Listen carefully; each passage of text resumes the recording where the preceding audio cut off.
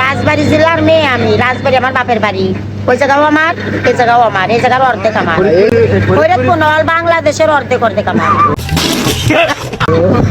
All 64 জেলা। কথা বোঝো নাই? বুঝতে পারছি। তাহলে তো আপনি তো অনেক ক্ষমতা। আমরা তো ক্ষমতা দেয় না, দেও না, আমি কেমনে থাই? আপনি যে দেশের মন্ত্রী হয়েছেন, তো দেশের চেহারাই বিরোধী। কার আপনি যে ও কি কয়? কি কয় ও? আমি বলে মন্ত্রী হইতাম, ও কি কয়? সব মন্ত্রী আমার চাকর, দুইটা টানা চাকর। 36 জন মন্ত্রী আমার দুইটা টানা চাকর, ওরা কাজ করে। চাকরি করবে না। ইলেকশনে পরে কইলো আর 4-2 মাস না জুট মেলে ঢুকবা সব। আমাকে সাল তো বিয়ে করলো, দাঁত খাইলাম না, তাহলে এখন আমারে বিয়ে যে তোরা দাঁত খা, আমি আর তোকে না করতে পারতেছি না। সালরা বিয়ে করছে একা একাই, আমি কইছি আপনার সাল বিয়ে করলো দাঁত দিলেন না। আমাকে সালরা তো একলা বিয়ে করছে, দাঁত দিবার পারি নেই আমি। এখন আমারে বিয়ে যে তোরা দাঁত খা, আমি আর কি কথা করবার পারি নাকি খারাপ কইছি কথাটা?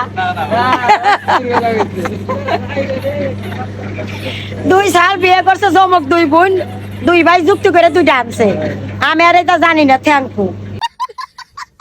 এখন কইতেছে আপনি সাল বিয়ে দিলেন, আমাকে কইলেন না। আমি কই আমি তার কোয়ার সময় পাই নাই, এখন আমার বিয়ে যে তোরা দাওয়াত খা, তোরা পাত্র দেখ। কি করবো আমি আর? ঠিক আছে না কথাটা? কথা একদম সলভি। উনি খেলাইছে, নাহলে দেশ তো মুক্তি পাইতো না। ওরা ওই জায়গায় তাও খেদাবো। আমি যদি ইলেকশনে জিতবার পারি না, ওই দেশে যাও, ওই দেশে তাও খেদাবো। তোমরা শোনো, বছর ছেলে পেলে যারা আসাও, আমি কিন্তু কোনো বেজালে কথা বলি না। তোমরা ভুল করবা না, বিয়ে করে বিদেশে যাবা না বউ থুইয়া। আর বিদেশে বউ থুইয়া যদি যাও, তাহলে তো এসে বউ পাবা না, 1 নম্বর কথা। 2 নম্বর কথা, বরে কেউ টাকা দেবা না। বিয়ে করে বউ থুই বরে কেউ টাকা দেবা না, 1 নম্বর কথা। টাকা দিলে কি হবে? বউ চলে যাবে আরেকজন হাতে। আর কি করবো শোনো, মা বাপের টাকা দিলি, মা বাপ যদি মরেও যায় মাটি থাকে, আর বউরে দিলি তো বউ চলে যায়, 1 নম্বর কথা।